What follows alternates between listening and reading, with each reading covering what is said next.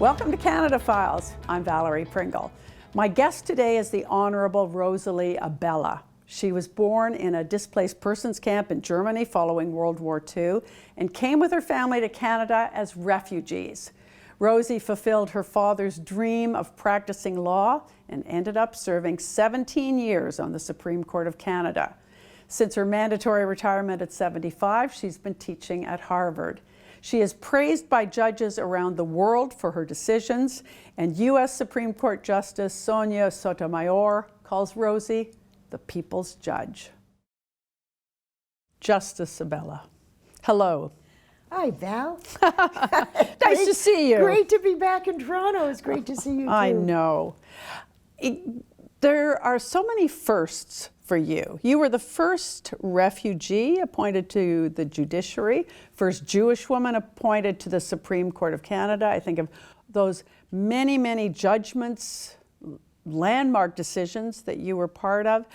You know, as you look at it, is there any particular achievement in law of which you're most proud? Oh, in law. In law. That's different. Okay, yes, it is. That's a fair question. Because personally, it's always a different personally, thing. it's always the family, and actually, that is the overriding yes thing that I feel best about. Just because it was by no means predictable when it started all those years ago. I think probably the legal contribution that I feel proudest of was doing the Royal Commission in 1984. It's a long time ago. And it was on equity in employment. It was called Royal Commission on Equality in Employment. That was the mandate, and it was to study the barriers in employment for women, Indigenous people, persons with disabilities, and what we called visible minorities, people who weren't white. So 60% of the population. So the first thing I had to do was figure out, what does equality mean? And we had not yet had a court decision in Canada on what the new Section 15 of the Charter of Rights and Freedoms meant. So just by listening, this is a good thing for a judge to be able to do, to listen, but to really listen, not to listen looking down from what your views are and seeing how they fit with what you hear, but actually hearing what people are telling you. So I heard the same concerns from women across the country, the same concerns for persons with disabilities, Indigenous people, and people who weren't white. And so I realized you cannot treat them all the same. There's no such thing. There's no such thing as the same. As equality in that sense. There is in terms of civil liberties. So you can and should be treated the same in your relationship with a court. You should have the same right to a fair trial, whether you are the leader of a province or the person who cleans the buildings where that leader works. Same right to vote. All of those things are equality in the sameness context.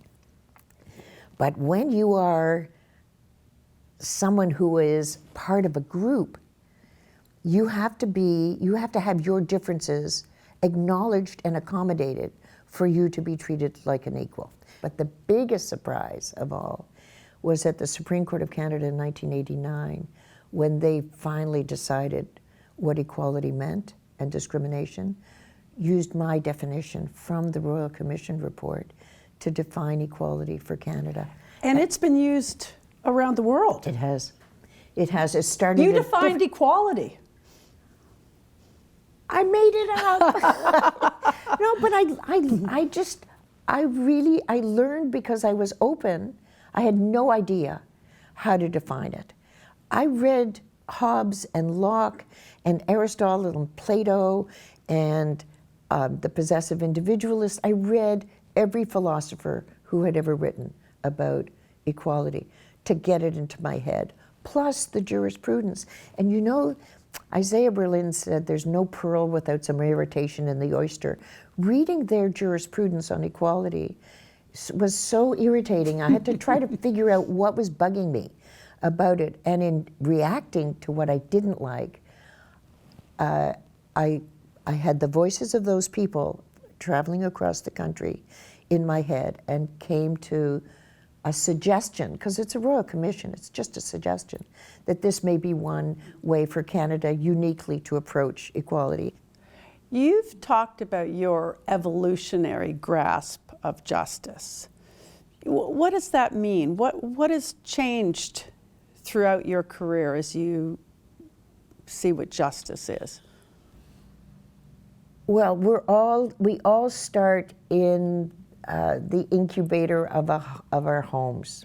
And my home was a very loving, encouraging, not overly protective. Like, they encouraged me to go out and do things, but the expectation was, we will take care of you, just go out and be a really, really good student and a really, really good piano player and be nice to everybody. I mean, we were immigrants, so.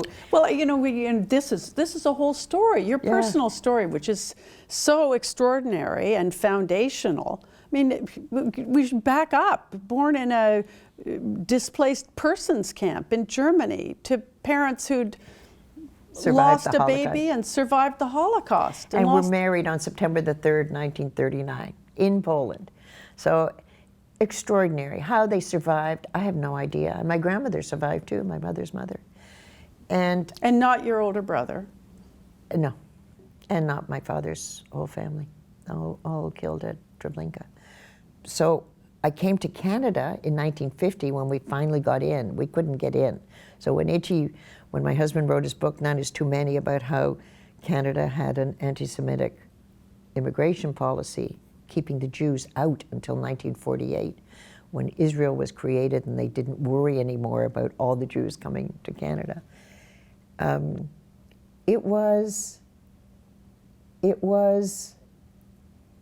a great experience to come here in 1950 and find that the whole world was open to us, except to my father, who wasn't allowed to practice law because he wasn't a citizen. That would have taken 5 years, and he had to support a family. He never complained about it, ever. But it's one of my earliest memories in Canada, my father coming home and saying he couldn't practice law. And that's when I decided I was going to be a lawyer. How old were you? 4.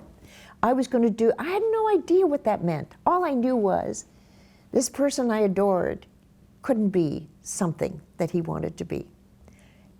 And it wasn't until I was 13 and read Les Miserables that I really connected what was an unknowing childhood dream to be what my father couldn't be. It was kind of revenge, right? You can't? Okay, I'm going to do this thing, whatever it is. And then the idea that Jean Valjean was in jail for 19 years because he stole a loaf of bread to help his nephew, that was the moment I understood, there's such a thing as injustice. I didn't understand it from my own home because they didn't talk despairingly about where they had been. Unbelievable that they were happy. You had a happy childhood. Happy. With happy parents who talked about the Holocaust. They answered my questions. They never cried. It was just part of the family narrative, but it was all about, so there were no ghosts, no demons. It was all out. They encouraged this lawyer childhood thing that I was talking about. They said, it's Canada, you can do whatever you want. I didn't know until I got to university that girls weren't lawyers. That's what people started to say, what are you talking about? Girls aren't lawyers. Well, but I wasn't like anybody else. I knew that. So I just kept doing what I wanted to do, and that included going to law school. And then when I met Itchy, who was getting his PhD and not interested in a 19-year-old who was following him around everywhere, and we got married and had kids in the middle of law school, I didn't know any mothers who were lawyers. So the whole ride was an experiment in doing it differently, from coming to Canada and being encouraged by my parents, and then my husband, to just do it our way. There were no role models, which made it easier, Val. Well, you were appointed to the bench in family court. You were 29, and pregnant. You know, and you had friends, I guess, said, don't do that. Like, why would you do that? They said it because they thought it was our second son. They said in the legal profession, don't do the family court. You're 29 years old. You could one day be a trial lawyer on the federal bench. And I thought, we who are immigrants, don't sit down and make a plan. One day I'm going to be, because you can't. You know there's no sense of entitlement. It's all just work really hard and see what happens. Take opportunities. Take opportunities. Do your best. Keep your integrity. Do it in a way that people will respect what you're doing, especially if you're different. So I thought, why wouldn't I become a judge? I was 29. I didn't even know any judges. And it was an opportunity to learn something totally different. And I learned what Walter Lippmann called people whose lives went from the day's drudgery to the evening's despair, which had not been my life. It had been some of my clients' lives, but I learned how to be a judge on that lowest court in the country because I saw people who had no sense of ownership, no hope, and it was on me to try to not make it worse for them as a judge. So I learned to listen. So vulnerable. And family court, so sad. People's lives just falling apart. Falling apart and not knowing how it's ever going to get put together or whether it's ever going to get put together. So judicial humility comes in great abundance when you sit there and you have two kids of your own. Who've both become lawyers. Who both became lawyers. Dad, we're all lawyers. Yeah. You're all lawyers Right. for Jacob. Yeah, we are. So you talked about Les Mis and that being sort of just such a moment of this is not justice. So that expression, which so many people stick to, it's the rule of law. It's the rule of law. You don't like the rule of law. I don't understand what it means. I mean, everybody throws it around. I mean, Nazi Germany had a rule of law. And South Africa had apartheid, that was law. And segregation in the United States. So I know there are very sophisticated ways of approaching what the term means. But if you ask ordinary people, I mean, this is a term that's meant for everyone. What it means, they don't know what it means. And it's used by autocrats all over the world. We have laws, we have a rule of law. So I don't like it. I like either a just rule of law or a rule of justice, but the term is just empty for me. But I think also because it's tied to a lack of understanding of what democracy means at the moment. So these two important concepts that we used to understand have now become convenient jargon for supporting your own side. So democracy was never just about the majority. It's become that in too many places, where people have said, look, we were elected by the majority and so we can do whatever we want. Well, no, democracy is about checks and balances. It is partly about getting elected. That's the beginning of the conversation. So the majority's views are expressed through the people you elect. And then there are the checks and balances, an independent bar and judiciary who can ensure that the parameters of the Constitution or the lines between what is political and what is a right, a human right, a civil right, can be monitored. And the media, who hold us all accountable. If you don't have an independent media, independent judiciary, it's not democracy. One of the areas where you led in judgments was gay rights. And you took a huge amount of flack for it. The first one in 1995 was very controversial, really controversial. But controversy can be a very good teacher. It got me into trouble, but it got the public talking. And I should be able to get into trouble. That's what judges do. They make decisions as independent decision makers without worrying about whether or not people are going to like it or you. We're protected until we retire, and we're there to do a job. So the controversy from that decision got people talking about gay rights because this was so out there for people. And 3 years later, I wrote a gay rights decision called Rosenberg about a provision of the Income Tax Act which said you could leave pension benefits to opposite-sex spouses. And I wrote a decision saying that was unconstitutional on the grounds that it violated the right to sexual orientation.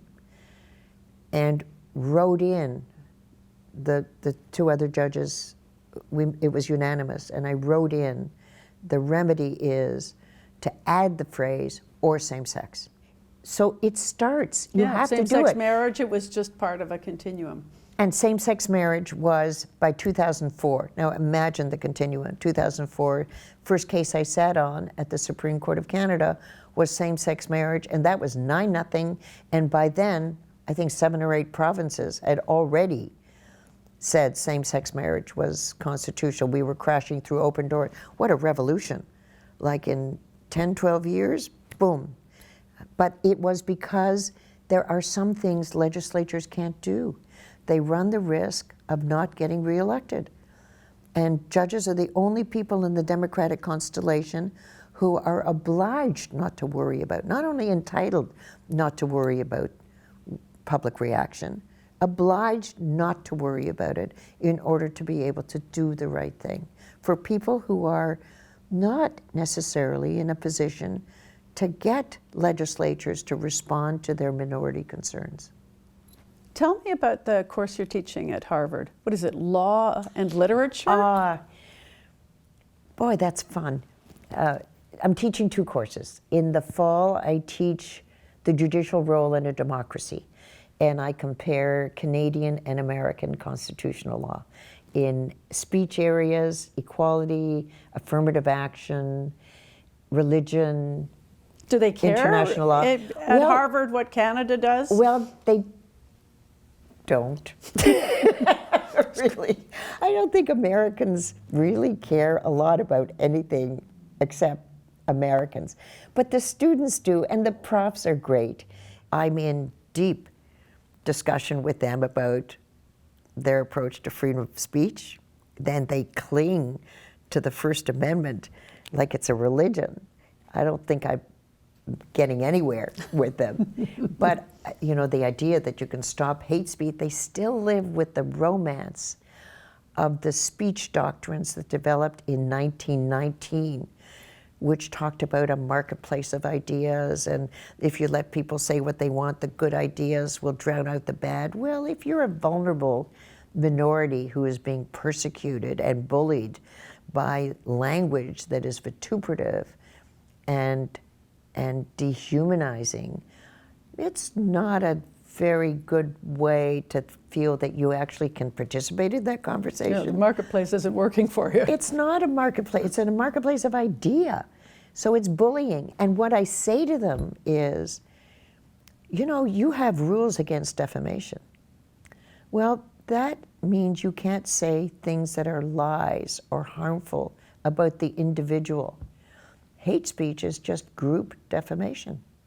Now, the law and literature course? So that's the second, that's spring. So they were great. They said, what do you want to teach? And I said, I've always wanted to teach law and literature, but not the way it's usually taught in a law school. Not Billy Budd, not To Kill a Mockingbird, not Inherit the Wind, not The Trial by Kafka. I just want to use real literature and see if we can tease out the justice themes. Because I've always thought that the best way to learn about people is through literature.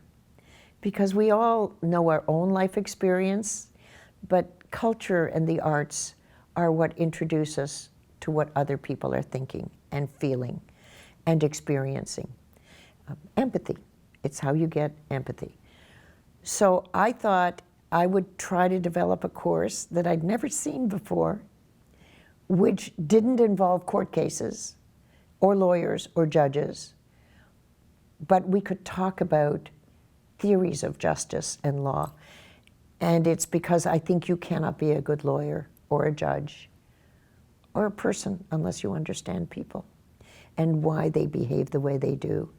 Now, music, you say you're next to your boys, your two favorite brothers are the Gershwins. You know, you're an amazing pianist. Music, you know, so music is a massive passion of yours. It is, and I always have to have music on in the room. I played piano 2 hours every day because my parents wanted me to get my ARCT from the Royal Conservatory. And if my parents wanted me to get it, I was going to get it. So I did when I was 17, after 2 hours a day, Kiwanis Festival every February, the Royal Conservatory every June, those exams. And then I got it and I said to my father, okay, I've got it. And now I'm going out with boys because I want a social life. But what stayed with me, because the home was always full of music, it was the American songbook, you know, the Tin Pan Alley music, and it was opera and classical. And there was no dissonance. You didn't have to choose. And so I grew up jazz when I was researching or studying or preparing, classical when I was writing, and Broadway when I was just hanging out. But there always had to be some music, and it's in my soul. I love music and books were the two passions. I don't exercise. I don't Cook. I don't cook. I know you had to bring that up. I don't cook, but I love music. I think better with classical music on, and I absorb better with jazz, and I'm happier with Broadway. Well, you must look really, Rosie, you know, at things that have changed, rights people have, and think, I was part of that. I mean, you talk about when you're writing the decisions, you hope you're right, that they stand the test of time. But you can see that they have. I mean, you're right. The things that I've seen changed for women, for minorities, for Indigenous people, for people with different sexual identities, all in one generation in this country. Extraordinary, through a combination of legislatures and judges. Like, it was not just the judges. It was not just the legislatures. We were both committed to the same path, and it was a path that expanded and expanded. So I've seen all of that. But you've been part of that. I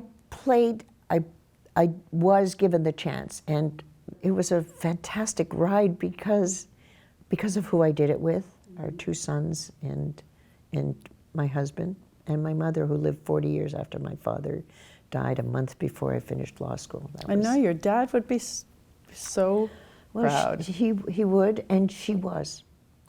And the family was there right beside me the whole way. So it's now at 77, I'm giving myself permission to look back. I never did anything I didn't think was the right thing to do. But now I look back and say, I feel really good about the things I've been able to contribute. And I feel really good that the family's okay, that it was something we all did together. Yeah, what can I tell you? I'm Jewish, it matters. But that was always important to me, that it was never at the expense of the people that I loved. No. And I loved the chance to serve Canada because they let us in. Well, that's how we end these conversations, is, you know, usually what does being Canadian mean to you? Oh my God. Where else could this have happened, this journey? They let us in. They let us be who we wanted to be. They let us be more than we thought we could, or that people thought we could or should be. And every step of the way, they embraced the ideas, the personality. Canada gave us everything, everything. And I can't think of another country where I could have been me as fully, or the people I love. So I love this country. I don't think there's another country in the world like it. And I want it to stay true to what it is, to the country it is, especially since 1982 when we got the Charter of Rights and Freedoms and really grew up. Well, you're the best. So are you. Thank you. Pleasure to talk to you. Thank you. Thanks for having me. And we'll be back next week with another episode of Canada Files.